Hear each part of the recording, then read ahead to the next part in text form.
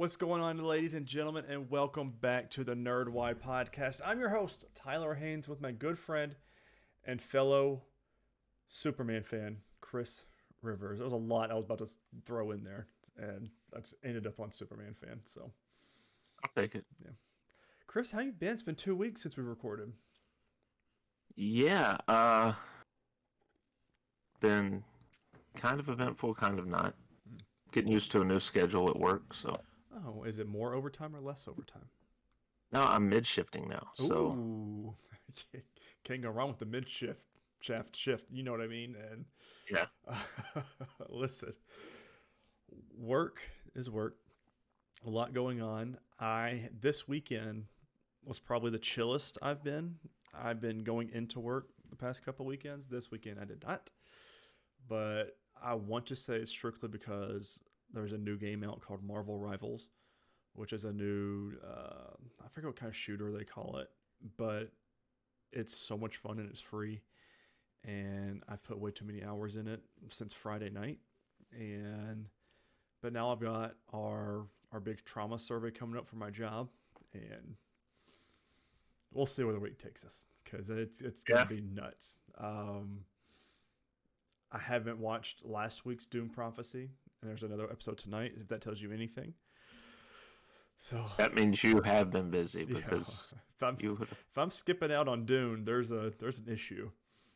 Yeah. Of course, Christmas time is upon us, so we've got all of our decorations up, and it's just been a busy time, which is he took fun. Fury's couch away.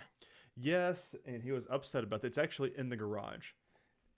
But I do have another dog bed over here on the other side that's off camera. But yeah, he was not happy about that. He huffs a lot. He's a dog. So he's my pup. But welcome back, everybody, to the Nerdwide podcast. This is episode 169, the second to last episode of this year. Like I said, my name is Tyler Haynes with Chris Rivers. And our next episode is going to be our 2024 in review, where we're going to take our TV shows and our movies and put them on our reviews list and name our favorite ones. That tune? Do what? Name that tune. Name that tune. Because, listen, past couple of years, though, Chris and I have had some of the same ones. Not a lot. Was last year, I think we had the same favorite movies, though. Or was TV shows? Maybe. One or two. But with Marvel taking a little bit of a hiatus this year, I'm curious to see our picks, because even with TV shows, we haven't had a whole lot of TV to talk about. So, yeah, we've had Agatha all decent along. amount. Echo. What If? I think we had The Boys, right? Yeah, they just started filming their last season, by the way. Invincible. Mm-hmm. Which the new season comes out in February. Yeah. Which is a very quick turnaround time. My Adventures, no. Yeah, My Adventures Superman, season 2. My Adventures Superman.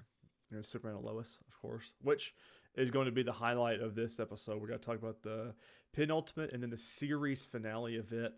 And we're also going to review the movie that I've heard a lot quoted. I've seen a lot of clips from, like Bruce Almighty. It's a Wonderful Life. So, is it though? God, that movie. I got some things to say about it. It started off rough. Poor kid bleeding out of his ears for being hit by the shop owner. I'm like, what the hell is going on here? What kind of movie are we watching? And then the end, I got a lot of questions. Not a lot of. Do have some questions at the end, which I'm excited to talk about. But we got to talk about everything else first. Quick housekeeping before we jump into our content. Don't forget to subscribe to our YouTube or podcasting service of your choice. If you enjoy the show, make sure you leave us a thumbs up on YouTube and make sure you share it around on everything you can. That's a great way to get new listeners in, and that way we can do more content and things like that. If you don't enjoy what you see or hear, make sure you leave us a comment down below and let us know if we can't fix it, if we don't, if it's broke. It's the biggest thing to say there. Chris, TV-wise, have you been watching anything? Have any of your shows gone off air for the holiday breaks yet? I haven't even been keeping up with them. They're piling up for to watch stuff. So we're wanting to start Tracker with Justin Hartley at some point because I think they're on their second season, and apparently it's doing really well on CBS. Hmm. But again, it's one. It's gonna be this week. We're not gonna be able to watch anything hardly at all. Um, we watched Modern Family. We're still catching up on it. I think we're in the fourth season now. Listen, let me tell you, that sitcom makes me laugh so damn hard. And it's not like every other episode. It's every single episode. I am dying laughing at some certain part in it, and I hate that I missed it when it was on air. But I am enjoying our time with it now. I'm trying to think. Haven't seen Dune Prophecy. Haven't watched a lot of TV. Watched the Tennessee and Vanderbilt game last weekend. Aw. Yeah, I mean, it was okay though. I mean, I was expecting that. I got a little cocky, and everybody at the hospital let me know it Monday and Tuesday and Wednesday, Thursday and Friday of that week. Yeah. uh, my buddy Kevin was like, dude, he said, when I saw your post, the ha ha ha ha's, he said, I was going to comment on it. He said, but I learned a lesson early on with college football. Don't brag until it's over, or don't taunt, don't Right. do anything until the final score is in. And I was like, yeah, well, Yeah. life lessons are learned. So, I mean, Vandy's always kind of been seen as the kid brother to yeah, the Vols. So it's like even if they get a win here or there, it's like, all right, kid brother won this time. yeah. Let us show you how we are. So, um, but yeah, other than that, not a lot of. I haven't watched any movies. Haven't watched. Well, no, I take that back. My oldest daughter, her and her new boyfriend have never even heard the words jackass as far as movies or TV shows. And so last weekend we watched half of the first Jackass, and their faces were priceless. So hopefully you can finish that up soon. But those are some movies. What a time period that was. Just Yeah. now we got TikTok people, and I'm just like, And they're not entertaining. no. So it's like, what do you. They're not hitting each other and just trying to murder each other by fun pranks like they did back in the day. Yeah. All right. Let's talk about it for the second to last time. Superman and Lois. Season 4, Episode 9. We're going to thefugitives.com, and this is by Siddhartha Das, who we used to read reviews from about Superman and Lois. I don't know if you remember that name or not. Mm-hmm. Let's see. In the previous episode, Glorious Godfrey's interview debate session, which pitted Lex and Lois against each other, helped Luthor in two major ways.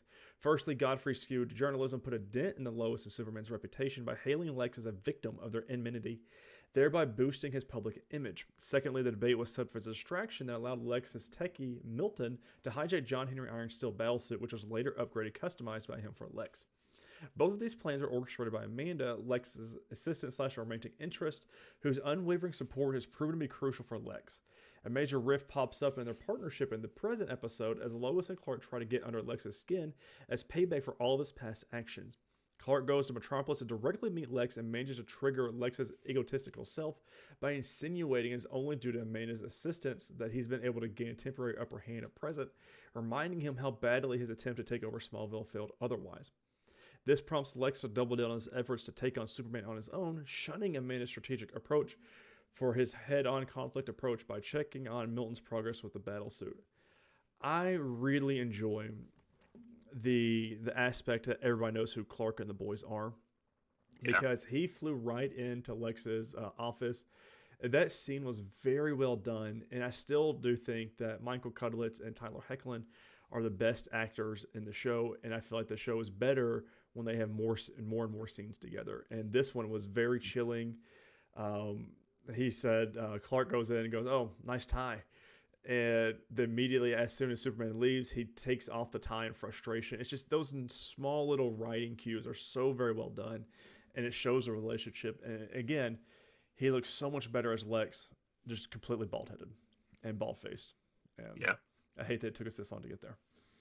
Yeah. I agree. We do get a cameo this episode. Lois's investigation against Lex hits a roadblock after Amanda arrives at Smallville to bring her the lawsuit.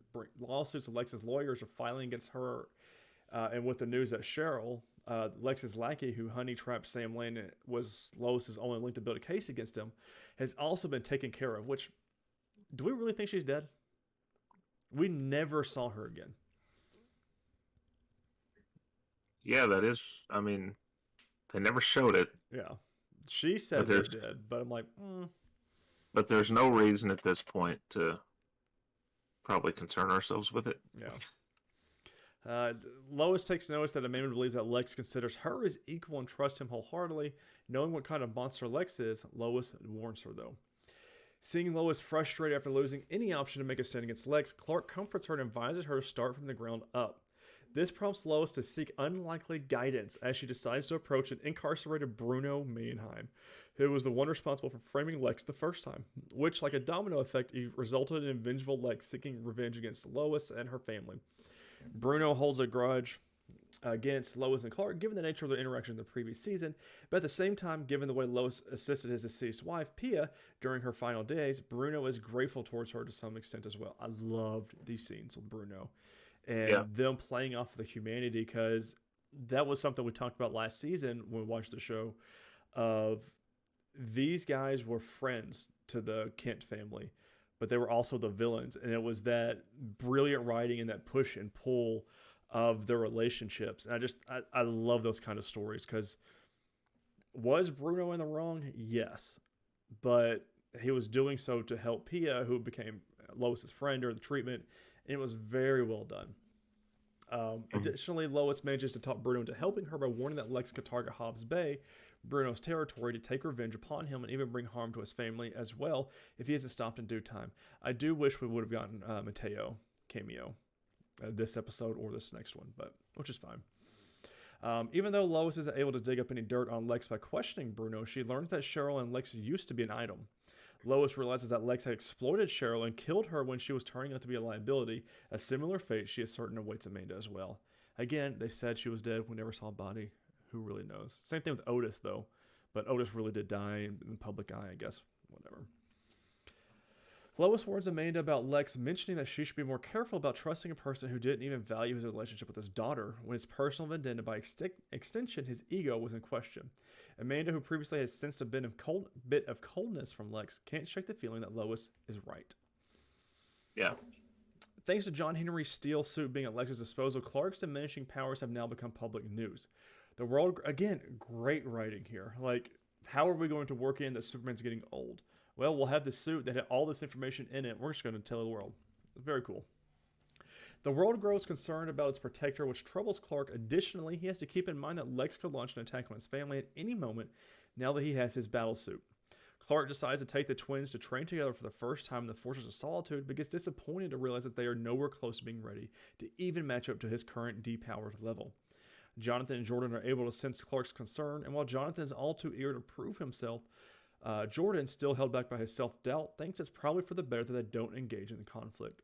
His Kryptonian mother, Laura Lorvan's consciousness explains that having half human, half Kryptonian physiology implies they will never be able to match up to Clark's potential. A realization that makes Clark feel the only reason his sons are in this predicament is because he isn't able to protect them as a father. Lois tries to assuage his doubts and convinces him to take a new approach. Clark decides to change the training regimen a bit to not let his sons feel they aren't quite there yet. The father-son training drill is brief, but it's super fun. I completely agree. I love these scenes. It's just so cool watching the Super Boys do all their stuff. Yeah, definitely. Milton is able to unlock a stash of confidential DoD files in the steel battlesuit to do with Project Doomsday, which reveals Bizarro Superman to be the person within the monster. Lex was aware of the fact that he had experimented on an alternate version of Superman to create Doomsday, but he didn't know that he belonged to the inverse world, access to which is what was located by Allie Alston in the Schuster mines of Smallville. After Doomsday bailed on Lex by responding to Lois's heartfelt plea, he was desperate to find him once again, and this time he rightly assumes that the creature is trying to get back to his own world by accessing the mines. Nice callback to season 1. Very, very cool. Lex rushes... Well, we got that. We got that. We got it an episode or two before too. With what was it, Timmy? Yes. So they've also. Do you remember? It might have been that. It was that same episode where Clark revealed to the world he is Superman, and he get the girl's. I forget the girl's name, but her father. That is the very first supervillain in episode 1 of Smallville. They brought that actor back to be that. I was like, that is so damn cool. I didn't like. It's small things that way. Of course, that actor not very popular, anyways. I'm assuming because I don't know who he is, but which is kind of anyways. But I thought that was very cool that the very first villain of Smallville season 1, episode 1, was the one that outs Superman to the world. Really cool, really well done. Lex rushes back to Smallville and Amanda gets surprised after learning about recent developments as she is trying to wrap her head around the fact that Lex had kept her in the dark about his change of plans. She follows Lex and confronts him, realizing that Lex in his self-destructive pursuit wants to unleash the monster on Smallville to get even for the community's prior rejection of him. Amanda questions Lex's judgment, which prompts Lex to outright lash out at her, as he promptly reminds Amanda of her place. As Lex departs using his newly modified kryptonite-laced battlesuit, Amanda tries to warn him, but to no avail. Clark and his son sense Doomsday's presence and ask the twins to secure the town. Clark flies off to find Lex has already fired specialized projectile weapons to kill Doomsday to make him stronger.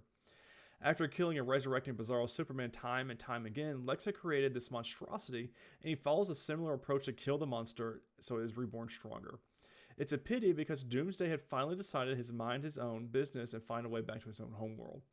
Even though the creature was responsible for Clark's death the first time they fought, Clark still tries to save him but fails as the explosion wrecks the monster.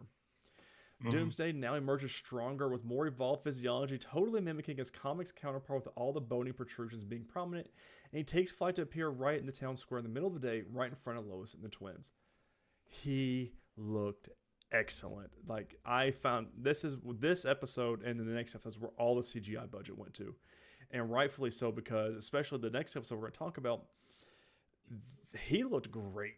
Like, he looked spot on the comics, even to the animated projects of Doomsday. He looked wonderful, and I'm really glad they went with that approach with him. It was one of those things I didn't realize we needed until we got it. So, right, yeah. By the looks of the design, this version of Doomsday appears to be the second most accurate looking one, followed by the version that appeared in the Krypton series. Nice little callback. We did do a Hero Cravings episodes back then, so of Krypton. Another show gone way too soon. Oh, yeah, man. Way too soon. Yeah. This time, Doomsday doesn't seem to have any humanity left in him as he is no longer adheres to Lois' desperate pleas and attacks her. Jordan and Jonathan quickly take her to safety, and Clark once again engages in battle with a monster. Lex enjoys the fun spectacle, for him at least, while hovering in his battlesuit. Well, with their father busy taking on the monstrosity, Jonathan and Jordan engage in the most vital part of the superheroing gig, rescuing people. Lois assists as much as she can.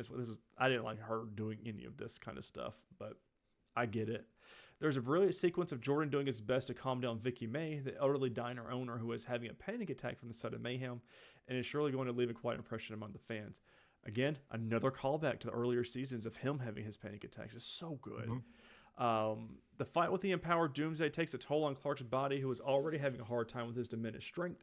A battered Clark appears in front of his family for one last time for this episode, and seeing Lois all teary-eyed and restless, viewers can already sense she is fearing the worst may happen yet again.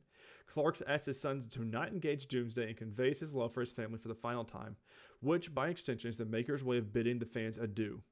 Doomsday grabs him by the head the next second, and as the episode comes to an end, flies off with Clark, leaving his fate in question. The final minute of this episode is a real tearjerker for fans who have followed the journey Lois and Clark have embarked upon in the 4 seasons. No. The real tearjerker comes next. God, it's so good. I want to see if Siddhartha did this episode instead of this other one, because I want to see if he did the finale. Because, dear Lord, I really like Siddhartha, and I feel like we read most of his reviews. Yep, here it is.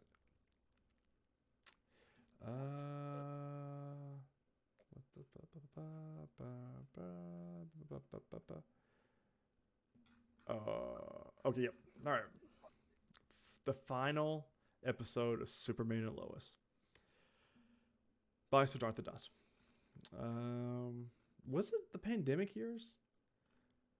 I'm going to read his whole article here because I feel like it puts things in context. I remember how during the pandemic year, Stargirl and Superman and Lois, 2 shimmering rays of light, helped a lot of viewers like me to persevere and cling to hope through tough times. Aside from having a common ground and exploring the human connection in superhero fiction with as much warmth and care as you'd expect, These two series had a unique, reassuring effect that I can't quite put into words.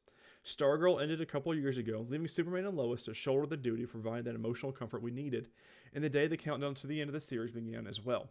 We all knew how excruciatingly painful the ordeal would be, but I don't think anyone was ready for the emotional gut punch this series finale would deliver, which made viewers literally bawl their eyes out in grief. Alright. Here we go. The danger posed by the combined threat of Doomsday and Lex have put Clark in incredible odds, and as the episode begins, he is seen getting the hammering of his life at the hands of Doomsday all over again. Despite getting beaten up, Clark refuses to let his sons help him in battle and fear them suffering harm. And it isn't until Lois pushes him to do so that he sees the error in his ways. Taking the weight of the world on his shoulders and facing off against Doomsday on his own had resulted in Clark meeting his end the first time, a mistake he isn't willing to repeat once again. John Henry Irons and Lana, who appear together for the first time this season, despite being a couple for the whole thing, meet with the Kents during the Battle of Smallville, and appears that despite no longer having the steel suit at his disposal, he still has a new Warhammer prototype with him. Clark asks his sons to lure Doomsday towards Clark to incapacitate him with a surprise attack with a Warhammer. Listen, this scene was fantastic. One of the boys actually helping out, but him having this plan, and they did the whole slow-mo, which was a callback to Batman v Superman. It was the exact same punch, and Superman dodging it and looking at it. It was a beautiful callback and very well done. And there's a lot of Superman lore and people in this series, and they continue to keep proving it. It's just so good. Man, it's wonderful. I do like the fact, too, that they have John Henry and Lana address how little they've actually been together. Which is, they had to. The fans aren't stupid. They had to do that. No. Yeah. What really annoyed me about this episode, because we watched it live, was that, because I wasn't getting spoiled by anything, which the Superman and Lois account on Twitter and everything else was live tweeting it all. So I'm glad I watched it, because I would have been spoiled by everything. But they did a commercial every 5 minutes. And I was like, what the hell are they doing? And like, I was on Reddit watching the live fans react as well. And it's because the last, like, I think 10, 15 minutes of the episode, they had no commercials, because it was that time with the speech at the end. And so I was like, oh, okay, this is why they jam-packed it with commercials at the front heavy, so they could get the sponsorships out of the way so we could have these moments, which was, I wish they would have warned us, but, you know, who knows. Doomsday, or Bizarro Superman, belongs to the inverse world, which means he is weakened by this Earth's sun, and this provides a simple solution to finally getting rid of him. Clark flies off to throw Doomsday into the sun. However, given Clark is at his physical best, there's a risk of him getting killed in the process as well. However, as Clark nears the sun, Doomsday starts to regain his consciousness, remembering his past life. Very well done. The flashback, like very quick flashbacks of season 2, was it? I believe when we were in the inverse world. Oh, very well. Like, this was a love letter to the show and to the character, and it's so good. Let's see. Remembers his past life and decides to sacrifice himself, sparing Clark's life in the process. Clark is moved by the incident, and it's truly tragic to think about what happened with Bizarro at the end. He lost his family, his legacy as Superman was corrupted as he was turned into a monster, and passed away alone, with a desire to return to his home world. He was truly Bizarro, the exact opposite of Superman in every way. Now, they don't talk about this, Chris. I want to bring it up because you have been saying this whole season. Fly to the damn sun. And sure enough, he gets close to the sun, and you see him look at his hands, and his face starts to heal. Mm-hmm. Yeah. Put his dead heart in it, or put another heart in it, and fly, and just go straight into it. And he cuts everything short because he hears Jordan in trouble. Yes. But can we just talk technically here? Technically, even though Doomsday kind of gave himself up, Superman shoves him into the sun. So Superman just killed. He did. He killed himself, I guess, right? I mean, I don't know how that works. But he did. Because Doomsday held up the hand or whatever. It pushes him. And then Superman just gently, like it's a gentle little nudge. It still kills him, though. You're not wrong. Yeah. So, hypothetically. Lex, on the other hand, donning John's modified battlesuit, tries to kill Amanda when he realizes she has turned her back on him. However, Lois manages to rescue her right on time by sending the twins. They didn't talk about it in this article. The helicopter, one, what the hell is it doing? Why? Right. Come on. Yeah. But the blade coming super fast and lodging itself in the pillar right in front of Lois was very cool. Which it was in the trailer, so I knew it was coming, but it was still very cool to see. However, Lois manages to rescue her right on time by sending the twins. As Lois coerces Amanda to publicly out Lex, John Henry learns about Milton's machinations and manages to... Machinations? Machinations? Machinations. Is it machinations? And manages to arrest him by leading a troop of DoD soldiers to apprehend him. Which, was he in Smallville? Because John Henry got there awfully damn quick. Possibly. So, they never really say. So no, he wasn't in Smallville. He was in Metropolis because we kept seeing the subway system. Well, and when I can't remember if it was when Lex left or when she got there, wanted to know where he was. He said he's gone back to Smallville. Let's see. So he was in Metropolis, which is really weird because how did he get there so fast without a suit? Right. Unless one of the boys flew him. Anyways. He ran. Yeah, he ran. Lex decides to terrorize the twins when Clark, healed by the sun, makes a return to Earth to give Lex a much-deserved beatdown. Lex tries to turn things in his favor by firing kryptonite projectiles at Clark, but Clark manages to persist and finally breaks Lex's battlesuit and hands him over to the authorities. The absolute best moment in this whole episode to me was the super, like, both of them flying at super speeds at each other and Clark just hitting him right in the chest and the suit breaking apart. That was my absolute favorite scene and moment from this whole entire episode. And it's a wallpaper I want to put on my computer screen because it just looks so good. That's where if I were Clark, I would have been like, oh, I couldn't catch him before he fell from space. Yeah, he fell. Oh, man. He's tortured my sons and my wife. Oh, no. They kind of gloss over the coolness, though, of these weren't just projectiles that were made of kryptonite. They were screws. Yep, because I talked about that. And it was just slowly screwing into... And he had one headed right for his heart. Mm-hmm. And he just had to gather every ounce of strength he had and rip it out. And that's what Lex is like, you should be dead. That, why are you still alive? It's just so good. Oh, man, it's wonderful. Why won't you die? Michael Cudlitz, I'm telling you. Because they're in front of a giant blue screen and hanging up on wires. Yeah. Lex is sent to prison for good this time as the evidence stacked against him, thanks to Amanda's cooperation, results in his lifetime imprisonment. To add to the injury, he will no longer enjoy free reign in the prison as he is sent to the section where Bruno Mannheim is in control. An awesome into Lex. So, Mannheim tells him that every leader needs a good chair. Yep. Because remember, Lex used people as chairs. Yep. It's a nice callback to last. It's so good, dude. With the crisis averted, the episode makes a time jump to a year later. As John Henry and Lana are getting married, with Clark walking his best friend Lana down the aisle, while Lois officiates the wedding as she reminisces about how much of an important role both of them have played in the lives of Kent family members. Now, Sarah was not there. And I think this was an actress scheduling issue, but Sarah was not in the crowd. The younger daughter was, and she looked like she was 20 years old at this point. But we do see Sarah and Jordan talk on the balcony or the porch of the house, but it was not at the party. So I'm like, there had to be a scheduling conflict here because she was not with the other characters. And the weird thing too is later on, and we'll get to what happens later on, when we're kind of getting the parade of people, there were a couple of people missing, and she was one of them. Yep. It had to be a scheduling issue. Yeah.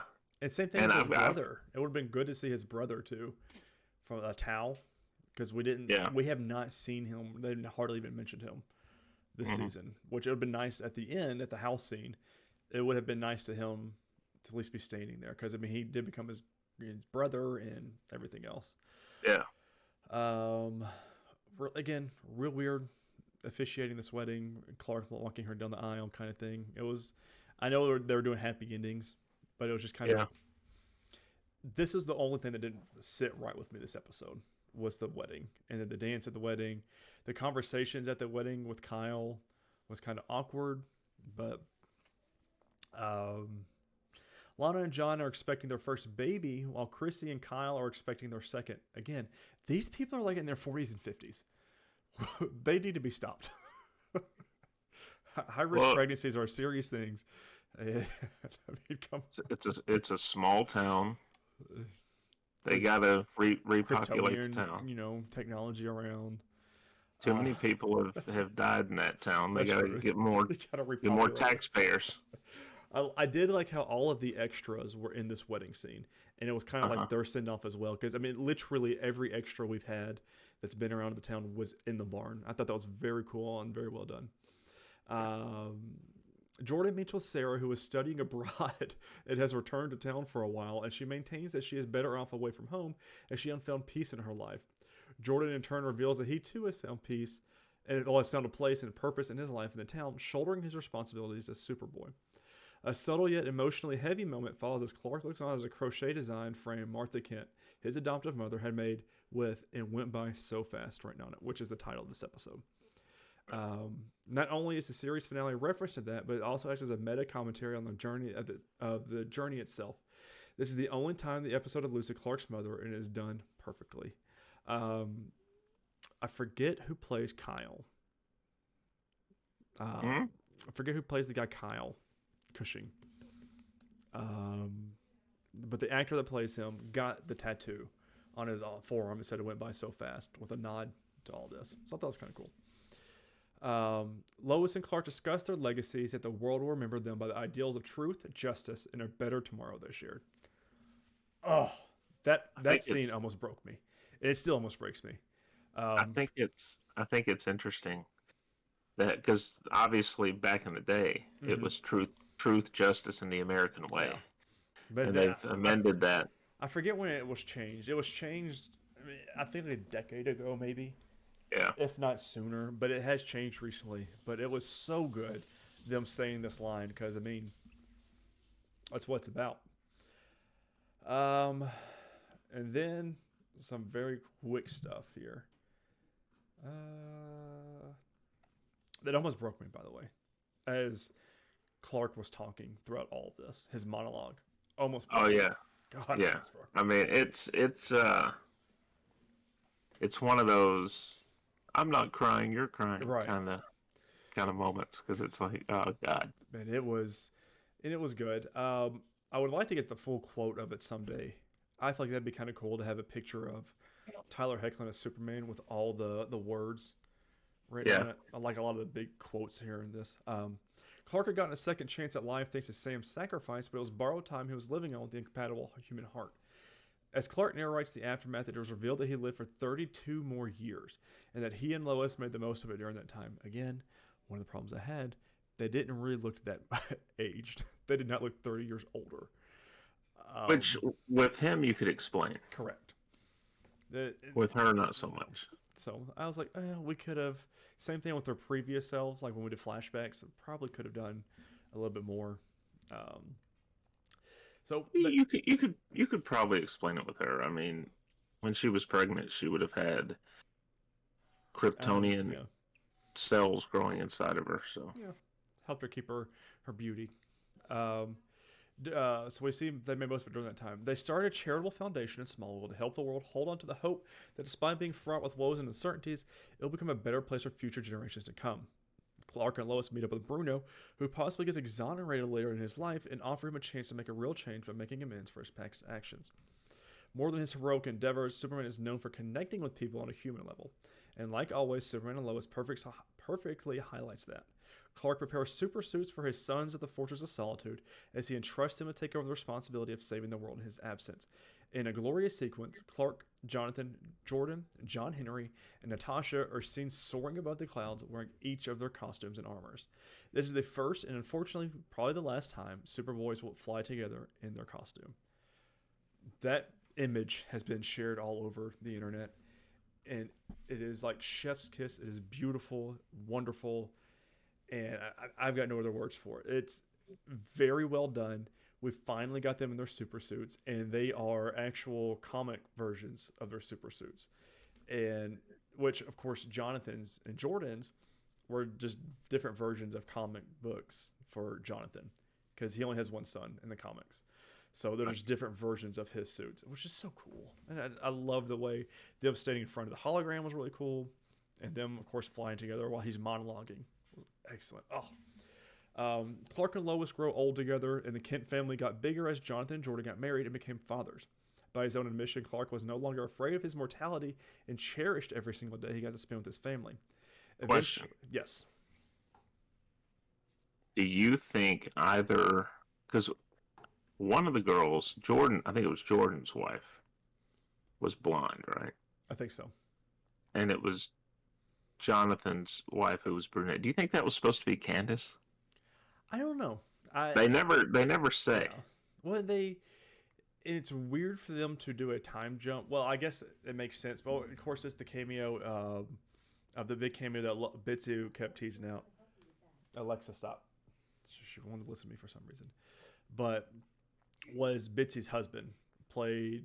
They never said which one because you can never really tell between these two. Right. But played one of the sons grown up, which was kind of cool. I think he was supposed to be Jonathan. I think that's right. Yeah. It was just, they did say it. I meant to remember, but I just couldn't do it. But eventually, Lois's cancer relapsed, and this time Lois had to take her leave from Clark. It was agonizing seeing Clark breaking down at Lois's deathbed with the twins by his side. To cope with the grief of Lois's demise, Clark bought a canine companion home, and quite obviously named him Crypto, which is a nice, beautiful callback to Smallville, because it was that same, was it golden retriever that that Crypto was back in the Smallville series. The way the series integrated a character like Crypto into the narrative as well is quite telling. Eventually, having become a powerless human being in the final stage of his life, Clark suffered a heart attack, just like it happened with his father, Jonathan Kent, in the exact same place, and he met his end in the same room where Martha Kent, his mother, had passed away. In a sequence that shows Clark moving to the afterlife, Clark remembers his second death to be something of a magical experience, as he reconnects with everything he held dear and is precious in his life. Clark sees people close to him greeting him with a happy face as he passes over. In a poignant scene, Lex is seen present as well, weeping for a life spent in futile pursuit of hatred and revenge. Clark forgives Lex as this truly marks a satisfying end for the rivalry. Great scene. A lot of people don't like it, but they're like, well, why would he be? Because it's him forgiving him, and it's him being Superman, being Clark. So it was very, very beautiful scene. The question that I had here was, it just seemed weird. Oh yeah, it's definitely weird. He's got his adult sons right there in the room. Mm-hmm. Usually when a show does something like this, it's everybody that's crossed over, right? And I'm like, why are the younger versions of the kids there? Like, it doesn't... Yeah, I think that was their send-off kind of thing. It was a way to give them a send-off, but it doesn't really make sense. Especially as we've already aged them up and given them families and everything, and they're clearly not dead. But it was a very cool scene of him, his spirit coming out of his body and walking down the steps. I thought that was kind of cool. Yeah. As Clark emotionally recounts how joy, hope, wonder, and forgiveness have allowed him to retain a great... This is the monologue I want on like a wall somewhere. And forgiveness have allowed him to attain a greater significance of life. He holds love as the most crucial of them all. In the final moments of the finale, Clark sees Lois waiting for him in the afterlife, and they finally reunite. Just skimming real quick. It does not talk about, though, the red dress she has on. Yeah. Which was from the previous season. I was like, oh, so good. It's the small things like that. Let's see. A lot of this is going to bring me, so don't judge me for this. Clark departs with the message of find love, and there wasn't a better way to connect with the audience in the final moments. A grateful Clark realizing that he had arrived in this world alone, but has departed with a world to remember him by. emphasizes how he needed us as much as we needed him. Now, that's kind of an odd thing because he's remembering all this. Yep. And he's talking about, I arrived in this world alone. He's seeing all these people that are important to him. Here's the problem I had with it. You should have had a representation somewhere in there of Ma and Pa Kent. Yeah, that was my biggest thing, especially Jonathan Kent. I mean, you could have done any actors, actresses. Hell, bring back John Schneider, Tom Welling. Yeah. I mean, bring back a Superman back. Age them up a little bit, see, that would be perfect too. Bring back an old Superman, an old Lois Lane from Ma and Pa Kent.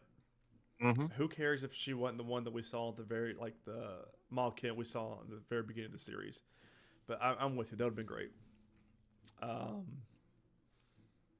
Let's see. All right, and that's it. So, I mean, it would have also been a nice spot because technically, well, I guess technically he did arrive in the world alone, but he was not sent out from Krypton alone. No. His older cousin Kara was sent to keep watch over him. Yeah, and it's one of those things because it is with this episode. This was the very end of the CW Arrowverse. We had no Diggle. We didn't have any of those connecting pieces. I really wish they would have brought his brother in back. I don't know if they tried. I would love to see if there's any interviews. People ask this in the future of the show writers because I would really like to know some of their thoughts on who they had, why they had them come in, that kind of thing. Right. Because I guarantee James Gunn would have chipped in some of his own money because this was a hit show. I know he wasn't over this. He had nothing to do with it ending. That was all David Zaslav and the CW going away from all of this. But I do feel like they probably would have been like, hey, James, we need some extra money. This is what we want to do. We want to send off Superman. I feel like he would have done that. But most likely. That's it. Superman and Lois. Done. Oh. No more. Yeah. And now we've got our next Superman story, which I've got high hopes for, is Superman Legacy in May of next year. Superman's one of those characters that if you don't get just the right person in the role, it's not going to go over. And man, Tyler Hoechlin killed it. Yeah. And he is one of those Superman greats. Like it's one of those things that we always talk about and people always debate, who's the best Superman. Of course, Christopher Reeves. You cannot undermine any of his stuff. But for me, I grew up with Cavill. I grew up with Tom Welling. I really don't call him Superman because it's more of a Clark Kent story. Right. But man, Tyler Hoechlin did a phenomenal job as Superman, and it's going to be hard. I mean, he's cemented as Superman for me. He's. So I grew up on the Christopher Reeve movies. So he's always been like way up there, right? But now that this show's wrapped, I think Hoechlin did such a good job that Christopher Reeve is 1A and Hoechlin's 1B. Yeah. For me. It's just one of those things. I mean, we talked about it throughout the season. We did not know how it was going to end. Were they going to do it right? And there were a lot of rocky episodes this first half and some of the second half. But they did the finale great and justice. They closed everything that should have been. Again, like we were talking about earlier, they should have had some more cameos of the people that were actually around the CW verse. I mean, hell, it would even just been great to see a picture of Melissa Benoist somewhere. Because, I mean, that was when we first introduced to Superman. They could have used a clip from Supergirl. From Crisis or something. I mean, but... And just had him thinking back on it. Yeah. But very, very, very well done. And I don't know if we'll ever see the Superboys again. I know we won't in this iteration. Like, this is done. Right. But I don't even know if we'll ever see Superman have a son again. anytime Probably soon not. for sure. But I don't know. Stranger things are happening. Well, it's hard to say what James Gunn has planned because you're starting off with essentially Superman's origin, Mm, right? Uh, essentially, I mean, essentially, yeah. I think when we see him, he's already here. Mm. We're not going to see like the high school stuff or any of that but we're going to see him starting out as a reporter. Yeah. Um, but at the same time, you're starting Bruce Wayne off in this universe way down the road because Damian Wayne is going to be Yeah. Robin, I keep forgetting that. and it's like, how does your timeline mesh up? Yeah. Is this I also the don't one we're under. getting a bunch of uh, heroes from as well? Like from the Justice, not the Justice, like the Justice Society. Is that right? Or am I remembering Black Adam? Oh. You might be thinking about Black Adam. I don't recall. I know they've already started with the animated series. Yeah, which apparently is good. That's Yeah, so this is the one. Hot Girl, Mr. Terrific, Guy Gardner, Rick Flag Sr., Metamorpho, Kara, Maxwell Lord, Eve Tessmunker, Jimmy Olsen. These are all confirmed characters. Cat Grant, Perry White, um, Mon Pa, and Otis. So, I mean, we're getting some of the Justice Society, which is weird because this is a Superman movie. yeah. And we're already throwing all of these characters in here. Unless they're gonna have him interact with them, and then it's his idea Yeah. to reach out and start putting the Justice League together. Yeah, Maybe, like a maybe, post credit, and that's when he just meets up with all of them, kind of thing. or maybe these Justice Society members slowly get picked off, Mm. and he's like, there's no team now to. Yeah, there's no heroes. I have to be the one for the planet, kind of thing. So I don't know. We'll see, man. Of course, we'll be sitting there night up. I would love to go into this movie as blind as I can. I know we're going to watch the trailers and stuff, but I don't want to know any more else about this movie. James Gunn already just creating a bunch of things, which is great, but I don't want. I don't know. I want this to be the next big Superman product, and We'll see. we'll see.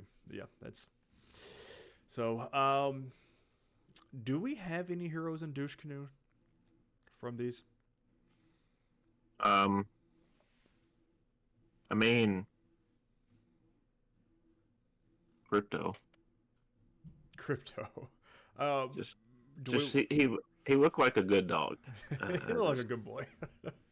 um, do we want to do Superman as our last hero and Lex as our last douche? Yeah, let's do Trying to that. think because not so much for the finale episode, but for that the penultimate one.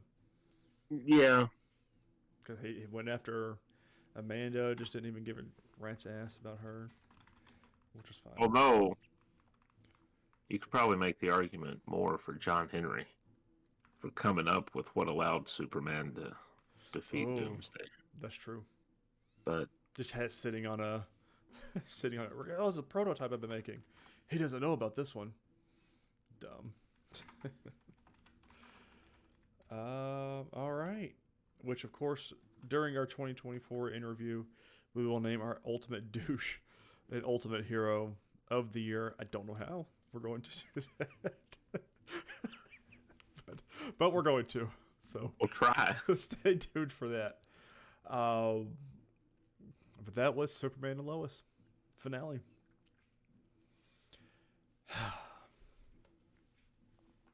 End of an era. End of an era. Seriously, because what Arrow started it off, Yep. and what year did it debut? 2012.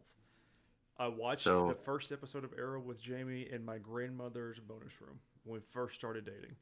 I was sick. And, Oh, wow. Yep, she brought me soup, and it was the premiere of the first episode. And it's So really- you all, as a couple, have never known a world without the Arrowverse. Yep. We're in uncharted territory now. Oh, man.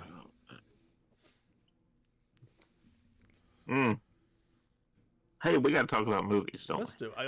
We got to talk about this movie because I can't wait to talk about it. we? Oh man! First, did you watch anything else? Not just that half of Jackass. Just half of a Jackass. So just one So cheek it's of just the Jack. Jackass. This Jack.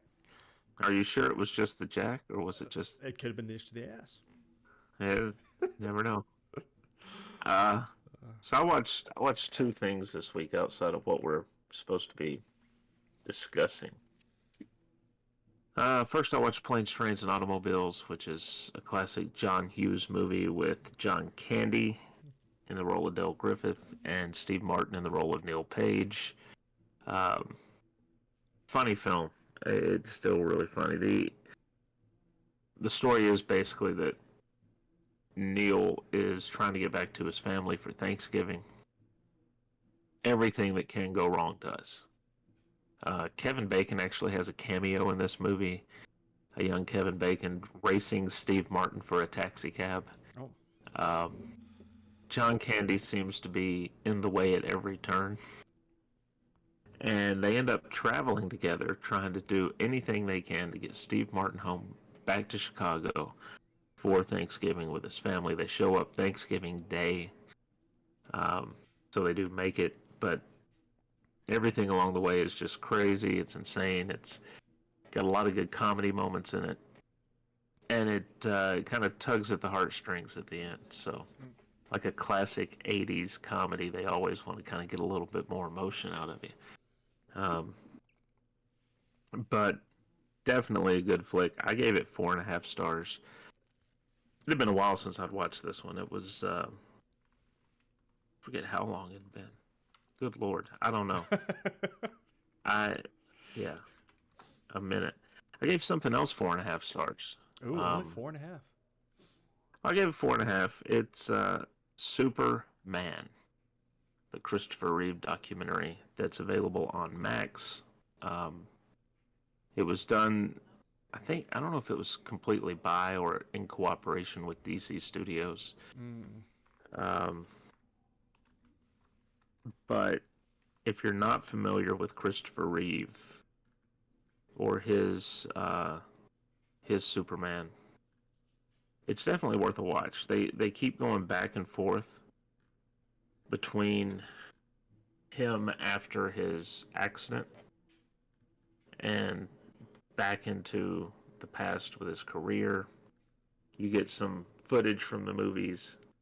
You also get some little behind the scenes shots from the movies, like him just walking around on the set in the Superman outfit and everything. And but there's a lot in there about his post-accident life. He lived 9 years after he got paralyzed. He was really a champion for stem cell research and all of that. And he actually began right toward the end of his life. He began to get a little bit of feeling back. He was able to move a finger here and kind of move his foot just a bit. And so it was like, because he makes a comment, I don't know what they had all this archival footage for of him talking about the challenges he was facing and everything. If maybe they were going to do a documentary back then, or maybe they did one. But he talks about how the reason he decided to keep fighting is because he had been told, like, the nerves can kind of reroute themselves and they can reattach. Nerves are crazy. And he said he just kept fighting, waiting for that day when they could happen. And he was starting to get there, and then I don't know how much mobility he had, but he was starting to get some feeling back and some, like I said, it was like a little feeling back in his finger where he could move it. Yeah. He could twitch his foot a little bit. So he was a long ways away from walking. Mm-hmm. But sepsis set in. And he lasted 9 years beyond the accident. And then what was rough for the family is his wife, who was there through it all, right? A year or two after he died, she was diagnosed with stage 4 lung cancer. Mm. Had never smoked, had never done anything like that, and she's diagnosed with that, and she ends up dying. Like I think 3 years after he did. So I think there was like a. I was listening to Greg Miller's review on it from Kind of Funny, and I think he said something about one of his son said, you guys lost Superman, but I lost both my parents, or something yeah, like that. Like there's a good quote in there from it. yeah, Like, oh, heartbreaking. yeah. Um, they said the accident that he had. So what happened is he was into horses, Mm. and he was going through one of these obstacle courses, and they had a clip of him kind of thinking about what had happened, and he said everything was good. The horse was ready to make the jump. It was over one of those smaller, Yeah, like little hurdles. fences or whatever. Yeah. He said everything was lined up right, and he said all of a sudden the horse decided he didn't want to jump, and he stopped, and he went over the horse, and one of his sons said he landed just right. That, as Christopher Reeve put it, he said it was the sort of neck injury that you would get from being hanged. Mm. Falling through the trapdoor, his neck just snapped off. Yeah. And they were able to somehow correct it, fix him up so that he could live. Um, but his son said, had he gone like a quarter inch to the right, with the way he would have landed, he would have been dead instantly. Mm. And had he gone a quarter inch to the left with the way that he landed, it would have been a scary fall, but embarrassing, and he would have walked away from it. It's nuts how things happen the way they do. Our human bodies are so fragile and so weird, and Mm-hmm. it's crazy. Especially I'm in the trauma world now, seeing as much as I do now, and how things could change just like an inch or a centimeter, and the human body's so cool. It's Yeah, very fascinating. But but it's odd because Superman, he had only had some bit roles yeah, when he got Superman, so like it exploded him onto the national, worldwide stage, really. And that when he just the way things were at the time, we didn't have the internet or anything like that, so I mean it was there, but it wasn't in every home and yeah, everything like it is now. So they're showing like magazine covers and newspaper headlines after his accident. Superman paralyzed, mm, you know, and that's how people identified him. yeah. He got letters his whole life about your movies gave me the courage to fight through whatever. Yeah. And he was always Superman. And that's one of the movies I want to watch too, because I mean I'm very interested. I mean, we watched, was it this year? It might have been last year. We watched the Stan Lee like documentary slash Was bibliography. it this year? It, it if it wasn't this year, it was like towards the end of last year. Mm-hmm. Uh, if it was this year, I've got it on my phone. I don't remember. Actually, I'll look at Letterboxd while we talk about everything else. But yeah, I've Yeah. been wanting to watch this one. I'll I can't remember. Uh, It might have been at the end of last year. yeah, it looks like it was the end of last year. Okay. Okay, one 2024, 2023. But we were at a con where we got to meet Stan Lee, and Yep, we were at one of his panels, and yep, it was last year. this guy spoke and told him like he had, I think the guy been in foster homes Mm. and always felt different. And he said the characters Stanley created taught him it was okay if he was different. Mm. It's just good stuff, and It's I'm sure he hears it all the time too. But it's one of those things. Even he was like, it's heartwarming to hear that, because mhm, essentially it saved a kid's life in all right. reality. So I mean, Yeah. so But yeah, watch the documentary. yeah, It's on Max, and I think it's an hour and 45 minutes. that's So not bad. No. Now we shall talk. Um, Let me ask you this. Potentially watch two different movies, you and I. Did you watch the abridged version or the 2 hours and 10 minutes version? I'd have to look. Okay. Because I for sure watched the abridged version. I didn't realize there was another one. Because what I put, cause it was I on Amazon. But um I have to see what I have on disc. I probably have the longer version, but I'd not heard this yet. So for those who don't know, we're about to review. We're about to review "It's a Wonderful Life," which most people have probably seen. one of the only people have not. Not anymore though. Uh, I can't say that anymore. so it wasn't a hit when it first came out. It was a critical hit. I think it won or was nominated for like 5 Academy Awards. Um, Yep, nominated for 5 Oscars, 7 wins and 6 nominations total. but it runs 131 minutes, so it's a little over 2 hours, which for that era That's was a a decent long length. movie. Yeah. Had a budget of 3.18 million and made 3.3 million at the box It's office. definitely made more than that now.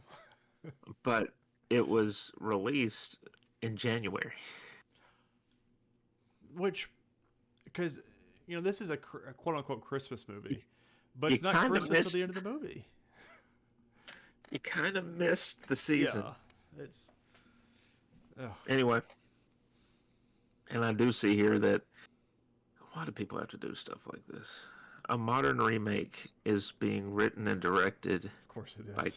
Kenya Barris, and it's in development at Paramount as of January 24. Now that's almost a year now, and there's no update apparently on here, so maybe they came to their senses. Yeah. There's just certain movies if you want people to see the story, re-release the movie.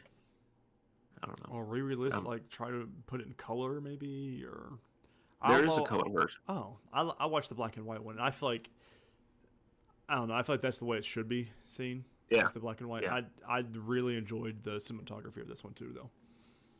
Yeah. Okay, so we're gonna get into the plot.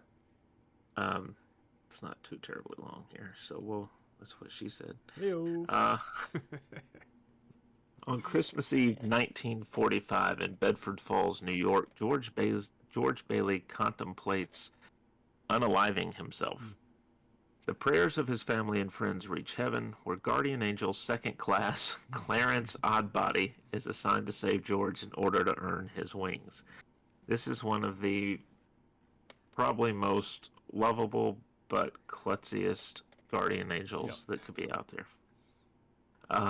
Clarence is shown flashbacks of George's life. He watches 12-year-old George rescue his younger brother Harry from drowning, leaving George deaf in his left ear. George later saves the pharmacist, Mr. Gower, from accidentally poisoning a customer, for which he gets hit in that ear. Yeah, I'll make that make sense. Mr. Gower was a drunk by this. I think it was his kid that died, I believe. I think so. If I'm remembering that right. The reason he drank. I think so. In 1928, George plans a world grand tour before college. He's reintroduced to Mary Hatch, who's loved him since childhood. When his father dies from a sudden stroke, George postpones his travel to settle the family business, Bailey Brothers Building and Loan. Avaricious board member Henry Potter, who owns the bank and most of the town, seeks to dissolve the company, but the board of directors votes to keep it open on condition that George run it. George acquiesces and works alongside his uncle Billy, giving his tuition savings to his younger brother Harry, with the understanding Harry will take over when he graduates. Oh, but Harry. Mm-hmm. Harry doesn't do that.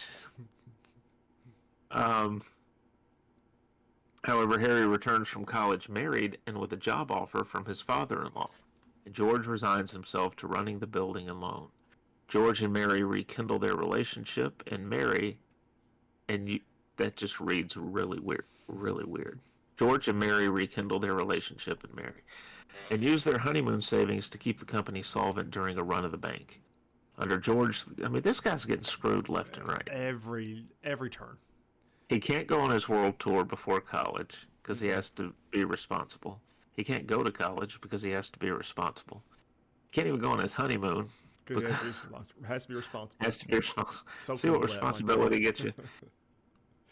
Under George, the company establishes Bailey Park, a housing development surpassing Potter's overpriced slums. Potter entices George with a high-paying job, but George rebuffs him when he realizes Potter's true intention is to close the building and loan. On Christmas Eve, the town prepares a hero's welcome for Harry, a Navy fighter pilot awarded the Medal of Honor for preventing a kamikaze attack on a troop ship. Billy goes to Potter's bank to deposit $8,000 of the building and loan's money, equivalent to $135,000 in 2023. And he good notation there. yeah, and he taunts Potter with a newspaper headline about Harry. Then absent-mindedly wraps the cash in Potter's newspaper. Potter finds and keeps the money, while Billy cannot recall how he misplaced it. With a bank examiner reviewing the company's records, George fruitlessly retraces Billy's steps. Frustrated and angered by Billy's blunder, which may lead to scandal and jail, George resents the sacrifices he's made and the family that's kept him trapped in Bedford Falls. He appeals to Potter for a loan, offering his meager life insurance policy as collateral. Potter scoffs that George is worth more dead than alive, refuses to help, and phones the police. And listen, George I don't know if this is the part where he goes home before this meeting. Yeah, this is the part where he goes before he goes to but he goes home. He's an asshole to his kids. Like, good lord, he's, stop playing that tune. Haven't you done it enough? I'm like, God, it's just some rough things. But at the same time, you can see the fact that he's lasted this long and not lost it. The guy's a saint, dude, for the most part. George flees Potter's office, gets drunk at a bar, and prays for help. Contemplating unaliving himself, he goes to a nearby bridge. Well, this is he also snapped at the teacher's husband and the teacher, and then the husband, he starts praying and gets punched by the husband. He goes, "This is what I get for praying." It's like just cold cocks him right in the lip. It's great. All busted, bloody. Before George can jump, Clarence dives into the freezing river and George rescues him. When George wishes he'd never been born, Clarence shows George a timeline in which he never existed. Bedford Falls is now Pottersville, an unsavory town occupied by sleazy entertainment venues and callous people. I'm going to stop you there. Mm-hmm. None of this was in mine. No? Which is where a lot of my confusion came from. Okay. Because in mine, he rescues him. They're talking about the book, the Mark Twain book. And then he said, "Man, if I had only just had the $8,000, whatever." Then he starts skipping and running back home, and the police are there, and the newspaper guy's there, and then the town comes in and donates all this money to George. And so you I missed the whole movie. I missed the whole point of the movie, dude. That makes a lot more sense. Okay, I feel like I've been robbed. Wow. Oh, God. All right. Mr. Gower was jailed for manslaughter because George wasn't there to stop him from poisoning the customer. George's mother does not know him. Uncle Billy was institutionalized after the building and loan failed. Bailey Park's a cemetery where George discovers Harry's grave. Without George, Harry drowned as a child. And without Harry to save them, the troops aboard the transport ship were killed. George finds that Mary's an old maid librarian, and when he grabs her and claims to be her husband, she screams and runs away. Yeah, they'll do that sometimes. Yeah, they do that part. George flees back to the bridge and begs for his life back. His wish granted, he rushes home to await his arrest. Meanwhile, Mary and Billy have rallied the townspeople, who donate more than enough to replace the missing money. Harry arrives and toasts George as the richest man in town. Among the donations, George finds a copy of The Adventures of Tom Sawyer, a gift from Clarence inscribed, "Remember, no man is a failure who has friends. Thanks for the wings." When a bell on the Christmas tree rings, George's youngest daughter, Zuzu, explains, "Every time a bell rings, an angel gets his wings." One of the most famous clips from this movie. while the people are singing Auld Lang Syne. Okay, a lot happened So, I didn't get to see. the whole point of the film, which is what that was a lot of my questions. Like I didn't understand why. Why was he so happy? How did he know he was getting the money or whatever? But he was just happy to be back in his life. And I hate to disappoint you, but you still haven't seen It's a Wonderful Life. That's what I've seen 2/3 of it. He didn't deserve Mary either. I mean, let's just be honest here. He did not deserve Mary. The mom didn't like him anyways. But we also got the famous line that's in Bruce Almighty. What do you want me to give you, the moon? I'll tie a lasso around it and bring it down here to you. Right. Yeah, that was after the dance in the gymnasium where they open up the floor over the swimming pool and they fall in. Jumping in. The funny thing is the guy that,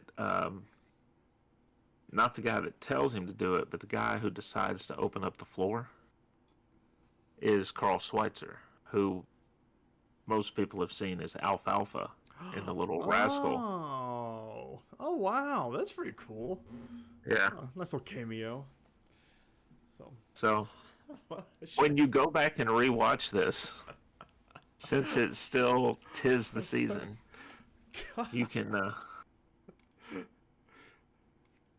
So that's the difference between the abridged version and the regular movie, by the way. They shouldn't be allowed to call it an abridged version when they cut everything that means anything out. Correct. Like the whole point. It's like the whole Three Ghosts situation. Speaking of, I need to watch Spirited. It's like, yeah, it's kind of like A Christmas Carol. Like you see Ebenezer Scrooge being nasty to everybody, and then all of a sudden he's real nice for no reason. You're like, what happened? I'm missing the whole plot of the movie here. I'm surprised that they were allowed to put that out. Because I mean that was my confusion. Because he gets out of the river with Clarence, and they're talking, I guess, in front of. They go to that little shack. Yeah, the little boathouse shacky thing, and they're sitting there talking, and then it cuts to him running down the street, happy and everything. So I was like, well, because the last line he said, because I had to rewind it. Like the last line he said was, "It's just all because I lost $8,000," and they're talking about that, and then it goes to that. And I was like, well, Angel didn't give him money, so I didn't understand what the hell happened. Did you watch this alone? Huh?